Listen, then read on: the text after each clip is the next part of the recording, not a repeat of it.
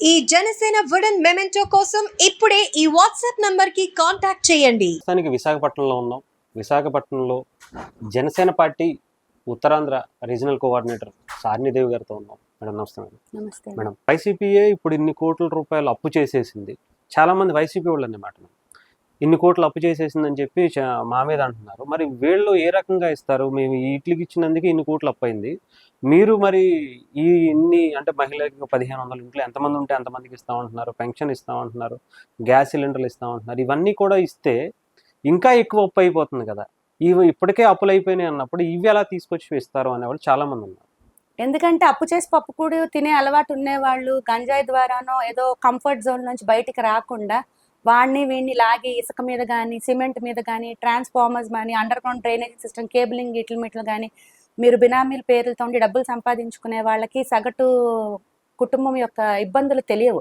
So ఈయన ఏం చేసేవాడు, ఈయన చూస్తే ఎవరు ఇవ్వరు. ఎందుకంటే ఫారెన్ వాళ్ళు వచ్చి ఇక్కడ ఇన్వెస్ట్ చెయ్యాలన్న వేరే రాష్ట్రం వాళ్ళు కానీ వేరే దేశాల వాళ్ళు కానీ ఫ్యాక్టరీస్ కానీ కంపెనీస్ కానీ ప్రాజెక్ట్స్ కానీ ఇన్వెస్ట్ చేయాలన్నా నీకు క్లీన్ షీట్ ఉండాలి నీ బ్యాక్గ్రౌండ్ వెనకాల. ఆల్రెడీ జగన్మోహన్ రెడ్డి గారికి ఆ క్లీన్ షీట్ లేదు. నాకు చూచాయిగా తెలిసి 64 కంపెనీలో బినామీలుగా ఉన్నాడు ఆయన. ఒక్కసారి ఆయన ఎంటర్ అయ్యాక కంపెనీల్లోకి ఒక పావువంతో అరవంతో బిజినెస్ స్టార్ట్ అయ్యాక అప్పుడు స్టార్ట్ చేస్తారు వీళ్ళు బ్లాక్మెయిల్ చేయడం అని గవర్నమెంట్ రూపంలో పెట్టుకుని. వాళ్ళ నాన్నగారు ఉన్నప్పుడు కూడా ఇలాంటివే చేశాడు ఆయన. ఆ బ్యాక్గ్రౌండ్ ఆ ఇది మార్క్ ఆయనకు ఉన్నది. అన్ని కంపెనీలకి ఓనర్స్ కి ఆల్మోస్ట్ తెలుసు జగన్మోహన్ రెడ్డి గారి వ్యక్తిత్వం ఏంటనేది. తెలుసు. ఆయన చూసి భయపడి రావట్లేదు అంట. రావట్లేదు. కొంతమంది వచ్చిన వాళ్ళు కూడా అట్లా బ్లాక్ మెయిల్ చేసిన వాళ్ళు ఉన్నారు. మధ్యలో ఉండంగా ఇట్లాగా బినామీ పేరుతో మీకు కంపెనీ లేకపోయినా ఉందని చూపించి చేయండి. ఒక మూవీ కూడా వచ్చింది దాని మీద చూపించడానికి. ఒక అతను ఫారినర్ వచ్చి ఇన్వెస్ట్ చేస్తే సూట్ కేస్ కంపెనీస్ మీద చేసి బినామీ కంపెనీ మీద ఆయన విజయసాయి రెడ్డిని ఊరికే అన్నారు సూట్ కేస్ కంపెనీ అని. అది ఎలా ఫ్రాడ్ చేసి చేశారని. అలాంటి బ్యాక్గ్రౌండ్ ఖచ్చితంగా ఉన్నది. సో ఇన్వెస్టర్స్ ఎప్పుడైనా వచ్చినప్పుడు వాళ్ళకి ఉపయోగపడి ఉన్న రాష్ట్రానికి ఉపయోగపడేటట్టు 4 డబ్బులు వాళ్ళు సంపాదించుకుని ఇక్కడ కూడా సేఫ్ గా సెక్యూర్డ్ గా బిజినెస్ స్ప్రెడ్ చేసుకుని ఎలాంటి క్రిమినల్ ఇబ్బందులు కానీ ఇన్సెక్యూరిటీ ఫీలింగ్స్ లేకుండా ఇబ్బందులు లేకుండా లీగల్ ఇబ్బందులు లేకుండా చేసుకోవాలనుకుంటారు కోట్లు ఇన్వెస్ట్ చేస్తున్నప్పుడు. సో అలాంటి బ్యాక్గ్రౌండ్ జగన్మోహన్ రెడ్డి గారి క్లీన్ షీట్ లేదు. ఆల్రెడీ 33 కేసులు ఉన్నాయి ఆయన మీద. ఒక సీఎం కొడుకుగా ఆయన మీద 33 కేసులు పెట్టడం అనేది అసలు డేర్ చేసే విషయం కాదు. కొన్ని పదవి వాళ్ళని బెదిరించారని లేకపోతే వీళ్ళని బెదిరించాలి, మనీ లాండరింగ్ మీద హవాలా కేసులు వీటి మీదే సగం ఉన్నాయి అవన్నీ. ఎవరి మీద పోరాటం చేసి తెచ్చుకున్న కేసులు కాదు. మూడైతే క్రిమినల్ కేసులు కూడా ఉన్నాయి. సో అందున వాళ్ళ బాబాయ్ గారు హత్య కేసు విషయం వచ్చేసరికి ఆయనే ప్రెస్ మీట్ లోనే చెప్పారు బాబాయ్ గుండెపోటు వచ్చి చచ్చిపోయాడని. ఒక 3 రోజులు అదే ఎలక్షన్స్ కి 3 రోజుల ముందు మీ బాబాయ్ గారు చనిపోయినప్పుడు కూడా మీరు ఒక స్ట్రాంగ్ అపోజిషన్ లీడర్ గా ఉంటూ మీకు ఇన్ఫర్మేషన్ రాంగ్ గా ఎట్లా వస్తుంది? అక్కడ అంతమంది చూసి వెళ్తున్నప్పుడు జరిగింది 4:30 తెల్లారుజామున, మీరు అక్కడికి వచ్చిన తెల్లారిపోయిన 8-9 లోపల ఇన్ఫర్మేషన్ ఎవరా ఇలా అయిందని. ఆ పదవిలో ఉండి ఆయన అంత అబద్ధం చెప్పి దాన్ని ఇవాల్టి వరకు నెట్టుకు రావాలని ప్రయత్నిస్తుంటే ఎవరు డేర్ చేస్తారు? సంక్షేమ రూపంలో ఈయన ఇస్తానంటే అప్పులు చూపించడానికి.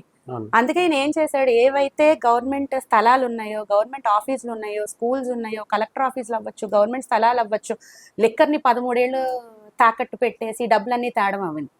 ప్రజలందరికీ కూడా తెలుసో మరి తెలియదో కానీ 1,00,000 కోట్లు ఆయనకి ఎర్నింగ్ ఉన్నది. అదంతా కూడా కోర్టులో ఉన్నది ఆయన ఆస్తి అంతా. ఆయన ప్రాఫిట్ ని అనుభవించగలడు కానీ ఆ ఆస్తిని అనుభవించే హక్కు కోర్టు కేసు క్లియర్ లేదు. సో మళ్ళీ తిరిగి అది ఎలాగో అతనికి పోతుందని తెలుసు. ప్రూవ్ అవుతాయి కూడా, అది చిన్న విషయం కాదు. సో వాటన్నిటిని తిరిగి వేసుకోవాలనుకుంటే ఈ సంక్షేమం రూపంలో పెట్టుకుని చాలా చోట్ల వాళ్ళు చేసిన పని అంటే ప్రతి ఒక్కరికి 1 సంవత్సరం అమ్మఒడి రాదు. మేము ఇక్కడ సర్వే చేసాం, దానికి సాక్ష్యానికి ఎవడు ముందుకు రాలేదు. కానీ ఒకసారి ఫింగర్ పడ్డాక ప్రతి నెల సంవత్సరం పడకుండా ఎట్లా ఉంటది? రేషన్ కి కూడా అట్లా ప్రతి సంవత్సరం ఒక్కొక్కరికి ఇవ్వకుండా చేసి దాన్ని వాలంటీర్ వ్యవస్థతో వాళ్ళు మేనేజ్ చేసి అలా చాలా డబ్బులు వెనకేసారు. మానేశారు. మళ్ళీ 5 సంవత్సరం వస్తుందంట. కరెంట్ బిల్ వచ్చిందనో ఇంకోటి వచ్చిందనో కూడా తీసేస్తున్నారు. కానీ ఫింగర్ వేయించుకున్న తర్వాత చెప్తున్నారు. అది వీళ్ళకి తెలియదు కదా కంప్యూటరైజ్డ్ మోడల్ ఎట్లా ఉంటుందో. ఇట్లా మోసపోతున్నారు. ఈయన కూడా ఈ 8.5 లక్షల కోట్లును కూడా ఇవన్నీ తాకట్టు పెట్టి ప్రజలందరినీ తాకట్టు పెట్టి అప్పు తెచ్చి సంక్షేమం చేశాడు. తీరా అది ఎవరి మీద భారం పడుతుంది? ఆయన గద్దెనెక్కక ముందు 600 చిల్లర ఉండేది మనందరి మీద, ఒక్కొక్కరి మీద అప్పు. అలాంటిది వాళ్ళు 2.5 లక్షలు ఉంది ఒక్కొక్క మనిషి మీద. అంటే 50,000 రెట్లు మీరు పెంచుతారా? అసలు ఎక్కడన్నా పోలికుందా? అదే ఇప్పుడు వాళ్ళు అడుగుతున్నారు ఇదే మేనిఫెస్టోకి 3 times మోర్ కూటమిలో పవన్ కళ్యాణ్ గారు, చంద్రబాబు నాయుడు గారు, మోడీ గారు పెట్టారు అని. పెట్టగలరు. ఎందుకు అని అంటే ఆల్రెడీ చంద్రబాబు నాయుడు గారు ఐటీ విభాగాన్ని హైదరాబాద్ లో కానీ చుట్టుపక్కల కానీ తేటం మూలాన మన ఆంధ్రప్రదేశ్ లో ఉన్న చాలా మంది పిల్లలు హైదరాబాద్ లో జాబ్స్ చేసుకోవడం, పెట్టుబడులు రావడంతో, అట్లాగే కొన్ని కార్ కంపెనీస్ అవ్వచ్చు, కొన్ని సెల్ ఫోన్ కంపెనీస్ అవ్వచ్చు తెచ్చినప్పుడు ఈయన వచ్చిన తర్వాత వాడిని తరిమి పంపించేశారు. అదే. సో ఇప్పుడు ఏంటి అని అంటే మళ్ళీ వీళ్ళిద్దరు కూటమితో రావడంతో మోడీ గారికి కూడా గుజరాత్ లో మీకు తెలుసు పబ్లిక్ సెక్టర్ ని ప్రైవేట్ సెక్టర్ ని మిక్స్ చేస్తూ ఒక డెవలప్మెంట్ ఎలా తీసుకురావాలి, జాబ్స్ అవ్వచ్చు, టెక్నాలజీని యూజ్ చేసుకుని ఎట్లా చేయొచ్చు అనేది. సో వీళ్ళ ముగ్గురు దీంట్లో వీళ్ళు కొత్త కొత్త ప్రాజెక్ట్స్, ఫ్యాక్టరీస్, కంపెనీస్ తీసుకురావడం స్టార్ట్ చేస్తారు. వీళ్ళకున్న బ్యాక్గ్రౌండ్ అలాంటిది. పవన్ కళ్యాణ్ గారికి క్లీన్ షీట్ ఉంది, ఆయన ఏంటనేది ప్రపంచ వ్యాప్తంగా అందరికీ తెలుసు. అలాగే చంద్రబాబు నాయుడు గారి గురించి తెలుసు. మోడీ గారి సంగతి అయితే చెప్పవసరం లేదు. ఈ కూటమిలో ఖచ్చితంగా కూడా వీళ్ళకి పెట్టుబడులు పెట్టే విధంగా వస్తారు. ఎప్పుడైతే పెట్టుబడులు పెట్టే విధంగా ఫ్యాక్టరీస్, కంపెనీస్, వీళ్ళందరూ ఫారినర్స్, వేరే రాష్ట్రం వాళ్ళు వచ్చినప్పుడు వాళ్ళు పెట్టుబడులు ఇక్కడ పెట్టడమే కాకుండా ఇక్కడ ఇన్ఫ్రాస్ట్రక్చర్ అంటే కట్టడానికి ఫ్యాక్టరీలు ఇవన్నీ చేసినప్పుడు వాళ్ళు ఇక్కడ ట్యాక్స్ రూపంలో మనీ కట్టాల్సి వస్తుంది, స్టేట్కి కానీ సెంట్రల్ గవర్నమెంట్కి కానీ. ఆ ట్యాక్స్ ద్వారా అప్పులు తీరుస్తూ సంక్షేమం చేస్తూ అట్లాగే 20 లక్షలు ప్రైవేట్ ఉద్యోగాలు సృష్టిస్తూ చేస్తారు. అది పెద్ద విషయమే కాదు. జగన్మోహన్ రెడ్డి కంటే అలా చేసే ఇది లేదు కాబట్టి అంతసేపు దాచుకోవడం, దోచుకోవడం, చంపడము ఇవన్నీ చేయడము, లేకపోతే అక్క చెల్లెలు అన్నదమ్ములు నేర్పించడమో తప్ప వాళ్ళకి డెవలప్మెంట్ మీద ఎప్పుడూ లేదు. కబ్జా మీద ఉన్నంత ఇది ల్యాండ్ దాహం ఎక్కువ వాళ్ళకి. సో చాలా సింపుల్, అది సంక్షేమమును చేస్తూ ఇట్లాగా ప్రజల కోసం డెవలప్మెంట్ చేయటం అనేది ఆల్రెడీ మోడీ గారు చేసి చూపించారు గుజరాత్. చేత కావట్లేదు అనుకోవచ్చు జగన్మోహన్ రెడ్డి గారికి. చేద్దాం అనుకున్న నీ బ్యాక్గ్రౌండ్ సరిపోవాలి కదా. రావట్లేదు ఎందుకంటే ఆయనకు సలహాలు ఇచ్చే వాళ్ళందరూ ఐఏఎస్, ఐపీఎస్ లే అవుతారు.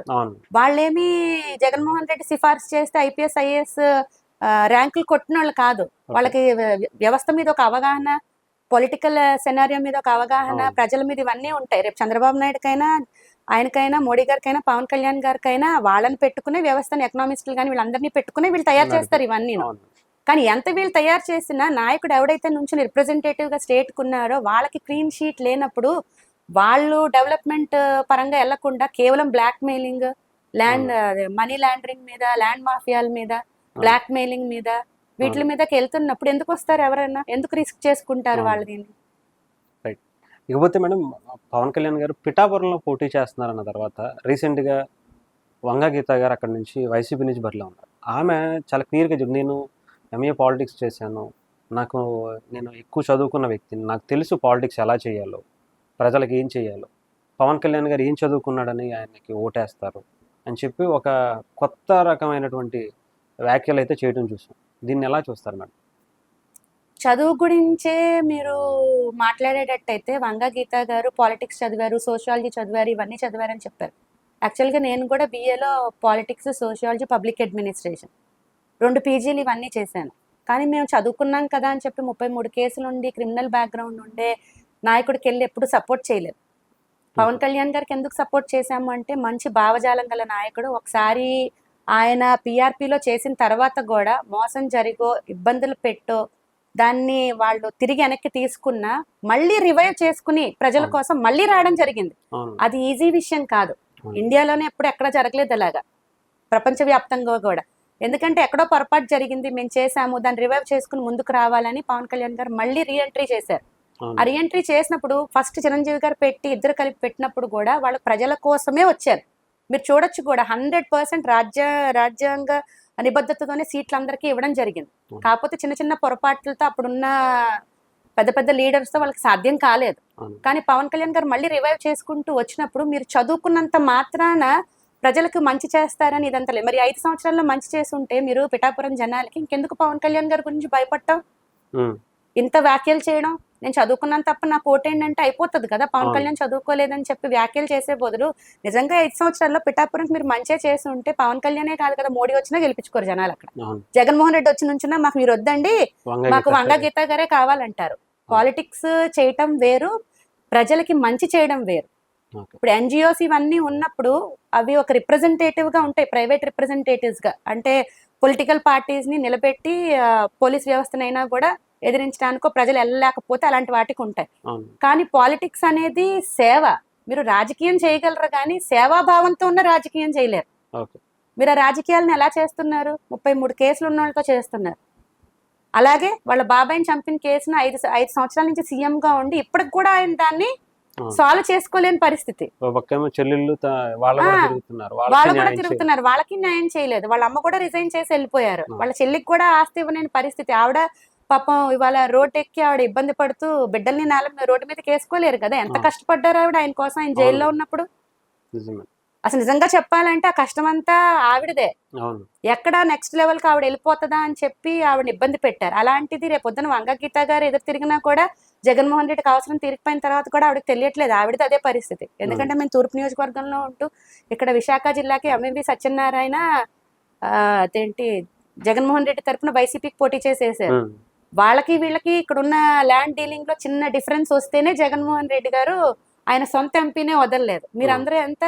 ఓకే. అందుకే పవన్ కళ్యాణ్ గారు ఎప్పుడు చెప్పింది ఏంటంటే, మీరు రాజకీయం సేవాభావంతో చెయ్యని తప్ప ఎప్పుడు ఇతరులు ఇంతకు ముందు వాళ్ళు చేసిన రాజకీయ భావంతో మీరు దిగితే అది కోపము, మీకు తెలియకుండా అది మిమ్మల్ని లాగేస్తుంది, మీరు దాంట్లోంచి బయటికి రాలేరు, కష్టమో నష్టమో ఆయన భావజాలం కలిగిన లాంటి వాళ్ళతోనే నేను రాజకీయాలు చేస్తాను అని ఆయన 10 ఏళ్ల నుంచి నుంచున్నాడు. ఇవాళ అలాగే పుట్టాపురం వాళ్ళు కూడా గుర్తించారు. సో పిఠాపురం ప్రజలకి పవన్ కళ్యాణ్ గారి వల్ల ఎలాంటి లాభం జరుగుతుంది అనుకుంటున్నారు మేడం? పవన్ కళ్యాణ్ గారు ఎలా ఉంటారు అని అంటే, వాళ్ళకి ఎవరైనా కష్టంలో ఉన్నారన్నా, బాధలో ఉన్నారన్నా, అది నిజంగా వాళ్ళకి నిజంగా కష్టమా అని పాపం ఆలోచించలేడు ఆయన. అంటే అది చేతకాంతనం కాదు, అంత పెద్ద హృదయం ఉండడం అనేది అది మాటలు కాదు అసలు. అయ్యో పాపం అనేది ఫస్ట్ వెంటనే వస్తుంది. ఇవాళ ఇంతమంది కోవట్లు పార్టీలో ఉండి ఇప్పుడు ఈ టైంకి మళ్ళీ వైసీపీకి వెళ్ళిపోయి ఇవన్నీ చేయడానికి కారణం కూడా అదే. అలానంత మాత్రాన ఆయన ఏమి అజ్ఞానుడేం కాదు, అన్ని తెలిసిన ఆయన. ఎవరిని నొప్పించక తాని నొప్పక చాలా తెలివిగా చాలా నెమ్మదిగా చేసుకుంటూ వెళ్తున్నాడు ఆయన. అలాంటి మంచి నాయకుడిని పిఠాపురం జనాలు ప్రేమించి ఆయన ఓటేసి గెలిపించుకున్నప్పుడు అటు పక్క చాలా ప్రాబ్లమ్స్ ఉన్నాయి వాళ్ళకి. మీకు వాటర్ కి నీళ్ళకి సంబంధించిన సమస్యలు అవ్వచ్చు, అలాగే గంజాయి బాగా ప్రబలిపోయింది దానికి సంబంధించింది అవ్వచ్చు, కాకినాడ పోర్టుకు సంబంధించింది అవ్వచ్చు, రేషన్ బియ్యం సంబంధించిన ఏంటి ఇష్యూస్ అంతా కూడా కాకినాడ పోర్ట్ నుంచే బ్లాక్ చేయటం అవుతుంది, గంజాయిని కూడా కాకినాడ పోర్ట్ నుంచే చేయటం అవుతుంది. అసలు ఈ పాటికి ఎంతమంది రాజకీయ నాయకులు కాకినాడ పోర్ట్ ని చాలా బాగా డెవలప్ చేసుకుని ఎంత చేసుకుని ఉంటే విశాఖపట్నానికి ఇంత బర్డెన్ ఉండేది కాదు. కాకినాడ చుట్టూ కూడా మీకు చాలా ఉద్యోగాలు వచ్చేవి, ఎందుకంటే అక్కడ కూడా చాలా మంది చదువుకున్న పిల్లలు వీళ్ళందరూ ఉన్నారు. అక్కడ కూడా నీటికి సమస్య లేదు, కొంచెం చిన్న పెద్ద ఉన్న ఫ్యాక్టరీస్ కంపెనీస్ ఇవన్నీ తెచ్చి పెట్టుకున్నా కూడా సాగునీటి ప్రాబ్లం చిన్నది ఉన్నా కూడా రైతులు వీళ్ళందరూ ఉన్నా కూడా చదువుకునే వాళ్ళు కూడా చాలా ఎక్కువ మంది ఉన్నారు. ఇలాంటి అన్నిటికి కూడా ఆయన చేసి పెట్టడం జరుగుతుంది. అవసరమైతే ఆయన సొంత డబ్బులైనా తీసి ఖర్చు పెడతారు అని చెప్పి చాలా మంది అనుకుంటున్నారు మేడం. అంటే ఆయన అంత అంటే ఏదన్నా కావాలంటే ఇప్పుడు సినిమా చేసైనా సరే పెట్టగలుగుతారంటారా అంత ఈజీగా? మంచి క్వశ్చన్ అడిగారు. మీరు అసలు ఎప్పుడన్నా ఒక నార్మల్ జనసైనికుడిని ప్యూర్ జనసైనికుడిని ఇంటర్వ్యూ చేశారా? ఎప్పుడైనా చేసి చూడండి. ఇప్పుడు టీడీపీతో మేము పొత్తులో వెళ్తున్నా పెట్రోల్కి మేము ఇస్తాను రా అంటే మా సార్ చెప్పారు, మా బాస్ చెప్పారు, మా నాయకుడు చెప్పారు, మాకు ఇవ్వక్కర్లేదు, మేమే చేసుకుని వస్తాం, మా జెండా మేమే కట్టుకుని వస్తాం. ఆయన వారాహి యాత్రకి ఇట్లకి గాని నాయకులు చాలా మంది చెప్తారు మేము తెచ్చుకున్నాం మేము పెట్టామని. సమస్యే లేదు, మీరు బందర్లో చూడొచ్చు. అప్పుడు మీటింగ్ జరిగినప్పుడు ఆయన లేట్ అయితే 1 గంట దాకా ఉన్నారు. ప్రపంచంలో ఎక్కడా జరగలేదు అది. ఆల్మోస్ట్ మధ్యాహ్నం నుంచి నైట్ 11-12 వరకు కూడా అలాగే కూర్చున్నారు కళ్యాణ్ గారు. కూర్చున్నారు. అలాగే మేము కార్పొరేషన్ ఎలక్షన్స్ కి పోటీ చేసినప్పుడు కూడా మాకు ఎవరు డబ్బులు ఇవ్వలేదు. అంత మంచి నాయకుడిని నిలబెట్టడం కోసం ప్రతి సర్వసామాన్య వీర మహిళ వీర జన సైనికులు కార్పొరేట్ క్యాండిడేట్లు అవ్వచ్చు, కమిటీలో ఉన్న మెంబర్స్ కూడా వాళ్ళ సొంత డబ్బులు పెట్టుకుని పార్టీని నడుపుతున్నారు ఇప్పటిదాకా కూడా. అది ఎందుకు సాధ్యం? అది పవన్ కళ్యాణ్ గారి భావజాలం. అలాంటి నాయకుడి కింద నమ్మకంతో మేము అందరం ఉన్నందుకు ఆయన నిలబెట్టడం కోసం ఎందుకు మేము అన్ని ఇవాళ చేయగలుగుతున్నాం? ఎందుకంటే అది ముందు పవన్ కళ్యాణ్ గారు చేసి చూపెట్టారు. ఆయన 10 సంవత్సరాలు పార్టీ పెట్టినా కూడా 2019లో ఓడిపోయిన తర్వాత కూడా ఆయన ఓడగొట్టారు. ఓడిపోవడం కూడా కాదు, అక్కడ భీమవరంలో గెలిచిన ఆయన్నే ఓడగొట్టారు. 88 సీట్లు జనసేన జగన్మోహన్ రెడ్డి గెలిచిన తర్వాత కాన్స్పిరసీ చేసి మాయ చేశారు అదంతా. సో అది తర్వాత కూడా ఆయన కౌలు రైతులు ఆత్మహత్య చేసుకుంటే కుటుంబానికి ₹1,00,000 లెక్కన ఇవ్వడం కోసం ఫస్ట్ అమౌంట్ ఆయనే తీసి పెట్టారు. నా ఐడియా ఇది, ముందు నేనేం చేయగలను వాళ్ళకని. అలాగే వాళ్ళ పిల్లలు ఎవరైతే పేదరికంలో ఉండి చదువుకి ఇబ్బంది ఉన్న వాళ్ళందరినీ కూడా దత్తత తీసుకున్నాడు. MBA ఇంజనీరింగ్ చదివిన ఆడపిల్లలు ఉంటే వాళ్ళ వైఫ్స్ వాళ్ళందరికీ కూడా ఉద్యోగాలు రికమెండ్ చేసి వేయించి ఇన్ఛార్జీలకు అప్పచెప్పి చేశారు. క్రియాశీలత సభ్యత్వాలు ఫస్ట్ లో కేవలం కార్యకర్తల కోసం స్టార్ట్ చేశాడు ఆయన. 500 మేము కడితే మిగతా అమౌంట్ 1000-1500 ఎంతదే ఆయన వేసుకుని క్రియాశీలత సభ్యత్వాలు ఇన్సూరెన్స్ చేయించడం అనేది అది ఎక్కడన్నా ఉందా? లేదు మేడం. అది తర్వాత ఏం చేశారు, నార్మల్ ప్రజలకు కూడా చెయ్యండి. ఆ నార్మల్ ప్రజల్లో ఎవరు నాకు ఓటేసారో ఎవరు నాకు ఓటేయలేదో కూడా తెలియదు. సో వాళ్ళకు కూడా నేను అండగా ఉంటాను అని. సో అంత భావజాలం ఉన్న ఆయన నిజంగా పిఠాపురంలో గెలుస్తాడు. ఆయన గెలిచిన తర్వాత ఒకళ్ళు ఇచ్చేదేంటి, ఆయన నమ్మించి నిల్చోబెట్టిన ఆయనకి సినిమాలు చేసుకుంటే 800 కోట్లు 1000 కోట్లు వస్తాయి 5 సినిమాలు చేస్తే ఆయనకి సంవత్సరంలో. ఆ డబ్బుతో ఆయన చేయలేరా దాన్ని? సో అది చాలా సింపుల్ విషయం, మీరు ఏ కార్యకర్తను అడిగినా చెప్తారు. ఇప్పుడు అదే భయం వాళ్ళందరికీ కూడా, ఒక్క ఆయనే గెలిచి పంపించినా వీళ్ళెవరు ఫండ్స్ రిలీజ్ చేయకపోతే ఈయనే చేయించేస్తారు. అంటే ఈసారి పవన్ కళ్యాణ్ గారి ఇంపాక్ట్ రాష్ట్రం మీద కంపల్సరీగా ఉంటదంటారా గెలిచిన తర్వాత? ఉంటుంది. ఎందుకంటే ఒక గెలిచిన పార్టీని చూడటానికిను ఓడిపోయిన పార్టీని చూడటానికి, ఓడిపోయిన ప్రజల పట్ల నుంచుని అన్నిటికీ అతీతంగా, కులానికి మతానికి పార్టీలకి అన్నిటికీ అతీతంగా నుంచున్నాడు ఆయన. సో ఏవైతే క్రియాశీలక సభ్యత్వాలు చేయించుకున్న వాళ్ళు ఏ పార్టీల్లో కూడా ఆయన చెప్పలేదు చేయించుకుంటే చేయించుకోనండి, దాంట్లో మన వాళ్ళు ఉండుంటారు, మన కోటేసిన వాళ్ళు రేపు పొద్దున వేస్తారేమో ప్రజల కష్టాల్లో ఉన్నారు అని.